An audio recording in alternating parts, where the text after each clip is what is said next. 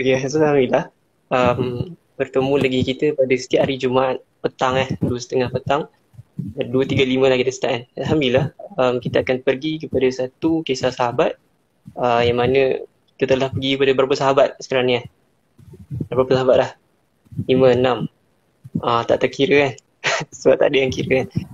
Tapi boleh nanti kita tengok IGSQ kan, kita dah ada dah slide dah ada dan poster pun dah ada dah tentang kisah-kisah sahabat. Nanti bolehlah kita review lah tengok kisah sahabat. Alhamdulillah ni sekali lagi kita bersama dengan Muassis kan. Walaupun kita gunakan Muassis lah, gunakan medium Muassis untuk kita bersama dengan sahabat Quran, untuk sahabat Quran menjelaskan sedikit sebanyak mengenai kisah sahabat. Yang mana kisah sahabat ni kita takkan pergi kepada semua kisah-kisahnya, kerana kalau kita kisahkan semua kisah tu nanti jadi panjang lah, dia takkan jadi sesi macam live ni, dia akan jadi sesi yang bersiri-siri. So kita akan ambil satu je part yang mana kita boleh praktikalkan, terutama bagi medium suatu PKP ni kan, ataupun semasa kita menjadi student. Bagi yang dah bekerja tu bekerja kan, dan bagi yang student kita boleh praktikal macam mana kita nak praktikkan kisah sahabat ni sebagai seorang student. So insyaAllah kita bersama hari ini bersama dengan Ustaz Eddie dari Terengganu. Alhamdulillah kan, yang berkopiah hitam kan. Okay. So tanpa membuang masa, sebelum tu kami mengharapkan jugalah, andai kata ada feedback boleh pergi kepada sahabat Quran, PM ke, dan berilah feedback. Andai kata nak kurangkan kisah ni ke, ataupun nak lebih detail ke, ataupun ikutlah kan, nak tambah lagi menarik ke, cadangan ke, boleh beri feedback. So insyaAllah kita teruskan bersama dengan Ustaz Eddie. InsyaAllah, tafadhal mazkur. InsyaAllah khair kepada sahabat Syekh ataupun macam Maulana je. Jadi apapun, pertama sekali tak selamanya lah kita ucapkan rasa syukur lah. Kita dah habis berlalunya bulan Ramadan, dan selamat hari raya lah kepada semua. Selamat hari raya. Selamat hari raya. Maaf zahir batin. Maaf. Duit raya. Okay, sama. Jadi insyaAllah pada sesi kali ni kita cubalah, tak nak panjangkan sangat tapi rasa macam panjang juga. Cuba kita nak dengarkan satu kisah sahabat, di mana sahabat ni bukan kata, mungkin ada yang pernah dengar, mungkin ada yang tak pernah dengar. Itu seorang sahabat yang bernama Tufail bin Amru Ad-Dawsi. Sahabat ni mungkin antara kita mungkin dah biasa dengar lah kot, dan mungkin ada yang tak pernah dengar langsung. Tapi bagi yang tak pernah dengar langsung tu, cubalah kita tengoklah kisah macam mana kisah Tufail ni boleh menjadi satu inspirasi bagi kita kan. Dan bagi yang mungkin dah pernah dengar, kita juga boleh ambil iktibar daripada peristiwa Tufail. So insyaAllah Tufail bin Amru Ad-Dawsi ni kita kenal sikit lah siapa dia ni. Dan background Tufail ni, kita mulakan dengan background dulu. Itu Tufail ni adalah seorang pemimpin kabilah Daus waktu masa jahiliah, ketika masa jahiliah. Dan kabilah Daus ni, tak silap, Tufail ni rumah dia berada di Tihamah. Tihamah ni kalau tengok dalam map tu, dia kalau Mekah kan di sebelah sebelah barat kan. Kalau Tihamah ni di sebelah timur. So macam jauh jugalah antara Mekah dengan tempat tinggal Tufail ni. Dan Tufail ni dia seorang pemimpin. Of course lah, dia seorang yang sangat berpengaruh dan merupakan tokoh terhormat.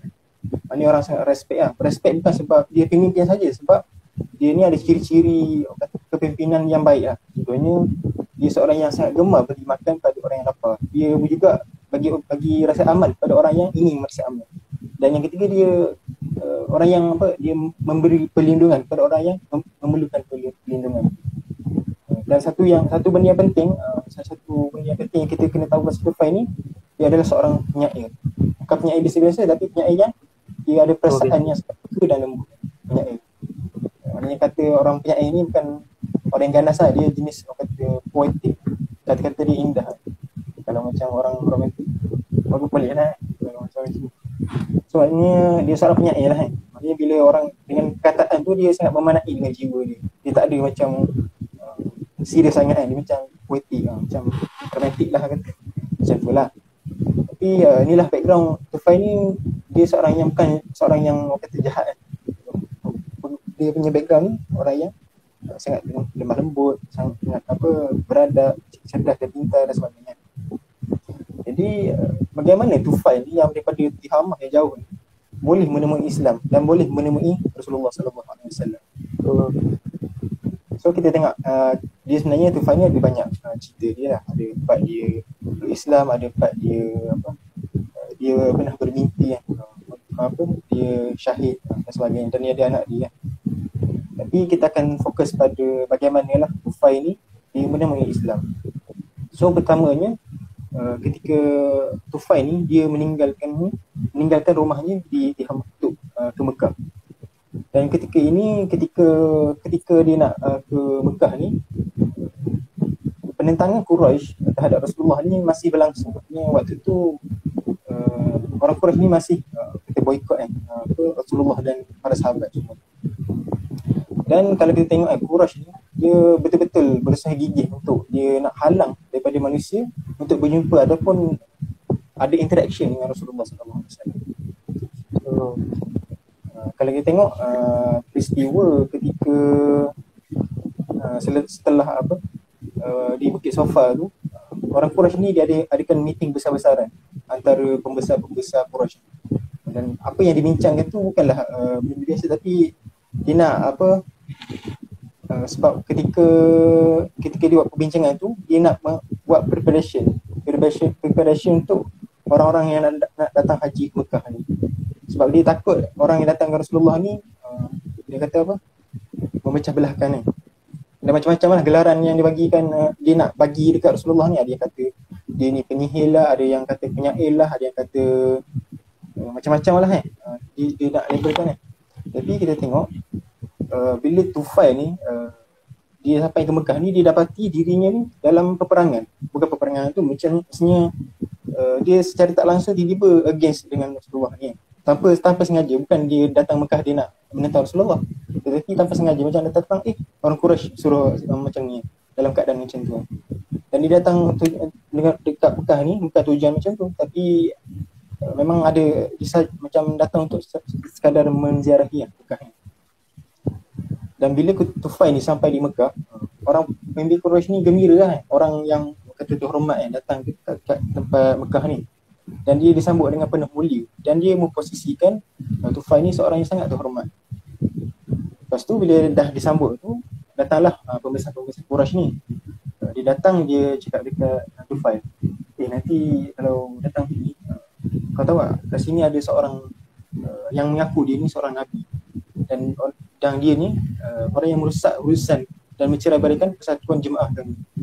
Dia kata dia nak Tufail ni jauh daripada Rasulullah tu lah. Itu orang yang dimaksudkan Nabi tu. Dan dia tengok orang Quraisy ni, dia khawatir lah yang dia akan mengganggu dan kepimpinan Tufail ni. Tapi mereka juga melarang daripada Tufail ni untuk bercakap dengan Rasulullah. Bahkan mendengar apa-apa perkataan pun dilarang untuk daripada Rasulullah sallallahu alaihi wasallam. Sebab apa, bila orang Quraisy ni dia tengok ramai daripada orang-orang Quraisy sendiri, apabila dia mendengar ucapan daripada Rasulullah ni, ni kata-kata orang Quraisy dia ibarat ucapan seperti seorang penyihir, iaitu yang memisahkan anak daripada ayahnya, seorang saudara daripada saudaranya, dan seorang isteri daripada suaminya. Maknanya bukan dia memisahkan, tapi nak katanya kata-kata Rasulullah ni yang diucapkan tu sangat memberi kesan pada orang yang mendengarnya. Dan dia bila cerita dekat Tufail ni apa perilaku Muhammad ni, of course lah, kalau kita dengar, kalau kita tak kenal orang tu, lepas tu orang cerita benda tu jahat, of course lah kita akan rasa takut atau risau. Kalau aku dengar ni macam tu lah, kita akan rasa takut dan risau terhadap apa yang orang ceritakan tu. Lepas tu bila dah ceritakan tu, Tufail pun datang ke masjid di Kaabah tu untuk dia kata buat ibadah Quraisy tu kan. Itu dia menyembah berhala, mengagungkan berhala. Dan dia datang Mekah tu dalam keadaan dia bersedia daripada mendengar kata-kata daripada Rasulullah. Itu dia datang, dia letak cotton dekat telinga dia. Takutnya dia terdengar kata-kata tu. Bila dia datang kat Mekah, Kaabah tu, dia nampak seorang lelaki yang melakukan kata solat, ibadah. Dan ibadah yang dilakukan tu bukan seperti solat yang orang biasa lakukan ataupun orang yang Quraisy biasa lakukan. Dia bukan ibadah biasa. Lepas tu dia pun tengok ibadah ni lain macam ni, solat ni lain macam, dan rasa tercengang ataupun kata amazed lah dengan apa yang dilakukan oleh seorang ni lah, iaitu Rasulullah sallallahu alaihi wasallam. Lepas tu Tufai pun ikut dia sana. Dia pun datang dekat dengan Rasulullah.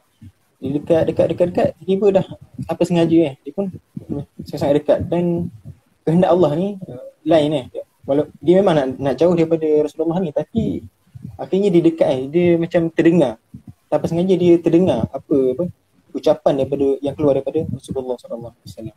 Dan apa yang dia dengar tu bukan kata benda yang mantra, bukan mantra, bukan persuasif punya kata-kata, tapi satu ucapan yang buatkan dia rasa macam ni satu perkataan yang sangat baik.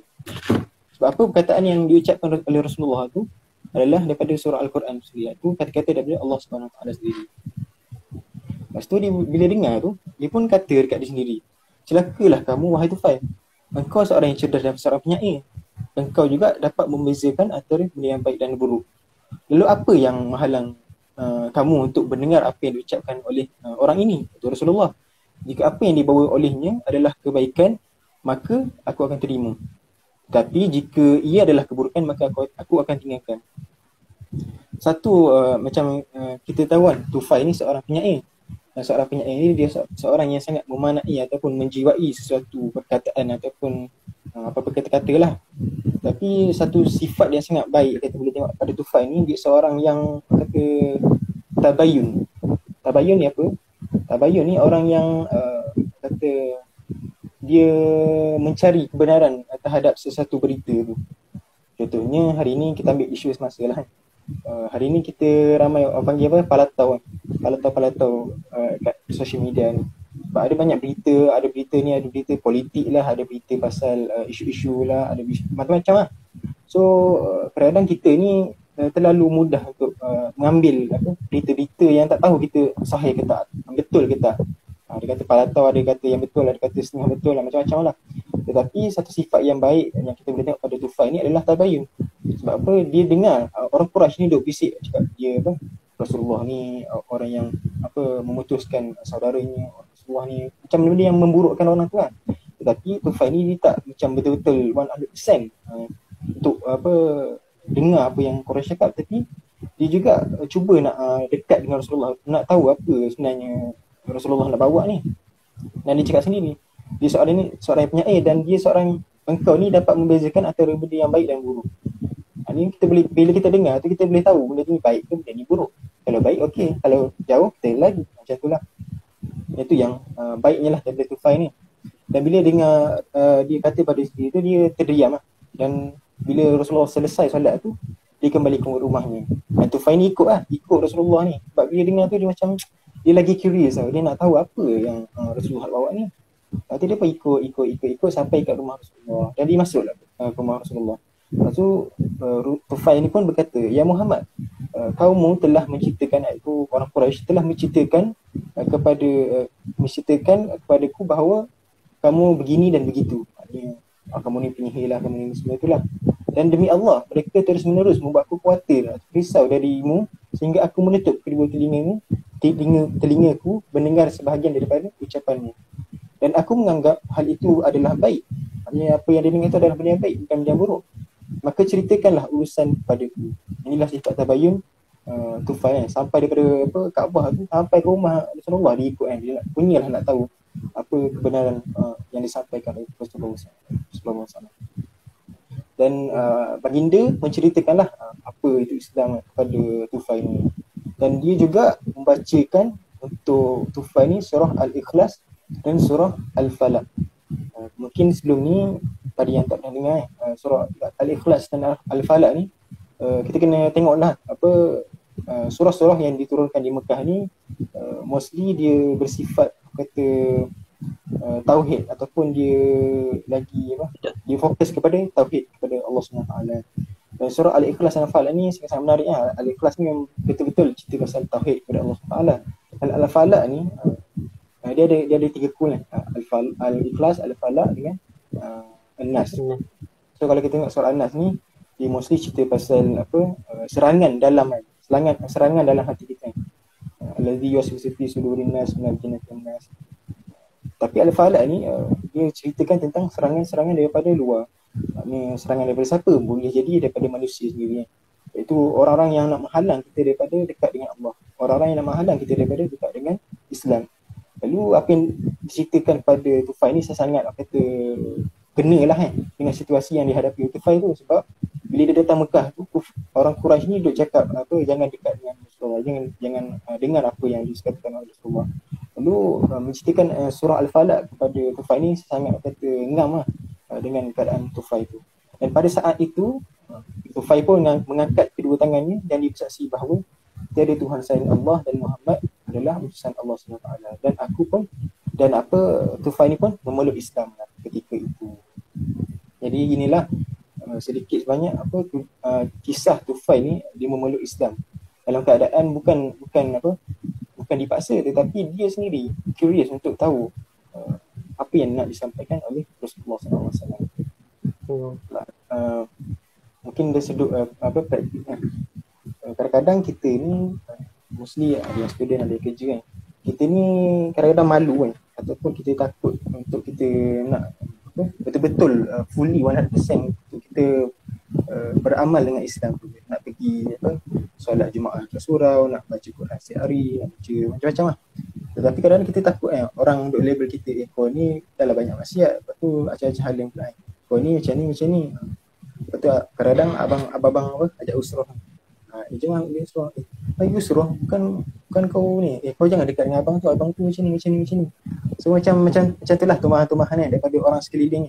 Tapi kita kena mengambil lah sedikit sebanyak sifat daripada sahabat yang bernama Tufail bin Amr Ad-Dawsi ni, iaitu seorang yang sangat terbaik. Dia dengar apa orang kata Quraisy ni, tapi dia dalam masa yang sama dia siasat. Bukan dia siasat, maknanya dia cuba nak mengambil tahu apa sebenarnya yang nak disampaikan oleh orang tersebut. InsyaAllah itu secara ringkasnya lah sahabat bernama Tufail. Ada soalan? InsyaAllah kita buka kepada sesi soalan jika ada.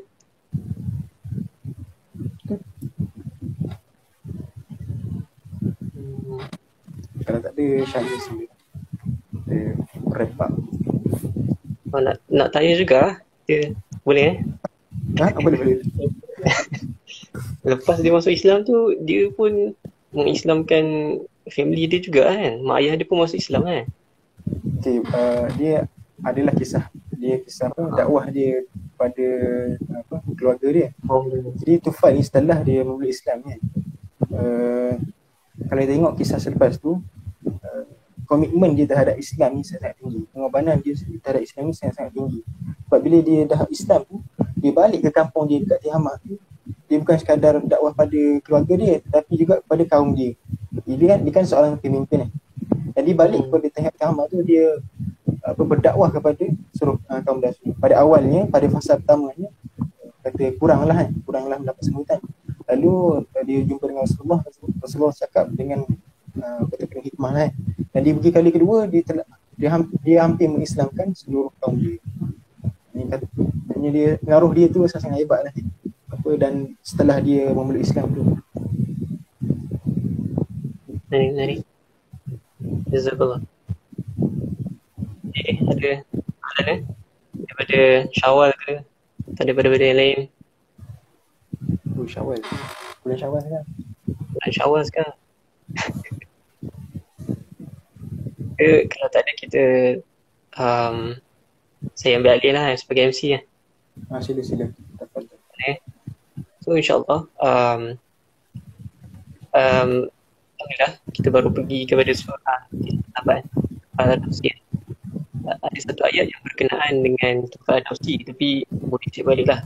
Memang seolah-olah Allah memuji Tufail ini dalam surah Az-Zumar ayat ke-18. Allah kata alladhina yastabi'una al-qawla fayattabi'una ahsanah ulaika alladhina hadahumullah wa ulaika hum ulul albab, yang mendengarkan perkataan lalu mengikuti apa yang paling baik di antaranya, Mereka itulah orang-orang yang telah diberi Allah petunjuk dan mereka itulah orang-orang yang mempunyai akal. So dekat ayat ni Allah SWT memberikan siapakah orang yang ada akal ataupun siapakah orang yang diberi petunjuk oleh Allah SWT, iaitu orang yang mendengarkan perkataan lalu diikut apa yang paling baik di antaranya. Nak katanya Tufal Dausi di mana dia mendengarkan, dia merelakan diri untuk mendengarkan apa yang disampaikan oleh Nabi dan kemudian dia mengikuti yang Nabi katakan. Katanya pertama dia mendengar, yang keduanya adalah dia mengikuti. Dia dengar dan ikut apa yang baik. Tapi kalau anda tak baik, dia tak ikut lah kan. Tapi kalau macam sekarang ni, apa yang kita boleh ambil adalah yang baik itu kita ambil lah, yang buruk itu kita tolak, itu satu. Yang kedua ni adalah andai kata kita betul-betul nak jadi orang yang ulul albab, salah satu ciri-ciri orang yang ulul albab adalah dia mendengarkan yang baik, dia menapis yang buruk, dia tak ambil, dia ambil yang baik, kemudian dia mengikuti. Tufal Dausi seperti mana yang saya tahulah, nanti boleh cek balik dah, yang diterangkan oleh Eddie kan, dia mengislamkan mak ayah dia kan, bermula dengan ayah dia, kemudian dengan ibu dia, dan kemudian dengan dia punya kaum sendiri lah kan. Nak katanya sepanjang musim PKP ni kan, kita ada banyak masa dengan family, betul tak? Ada banyak masa untuk kita mendekat dengan mereka juga, dengan Allah SWT. Kita sendirilah mendekatkan diri kan. Kita nak juga kan mak ayah kita masuk syurga kan, betul tak? Kita nak juga family kita ada dekat sana nanti. Bukan nak pergi bersorang dengan lady kan, kita nak pergi dengan family. Jadi masa itu Tufal ada bagian semoga Allah menjadi golongan orang yang ulul albab. Mungkin lepas kita dengar apa sharing ID ni, kita akan berdoa dan kita ikut apa yang disampaikan kan, insyaAllah. So kalau tak ada apa-apa nanti boleh jangan lupa save. InsyaAllah ni mungkin ada kan orang tengok, dan kemudian siapa nak maklumat lebih boleh bagi feedback dekat KTSQ. So insyaAllah rasanya itu saja. Kita tangguh dengan kafarah dan suratul As.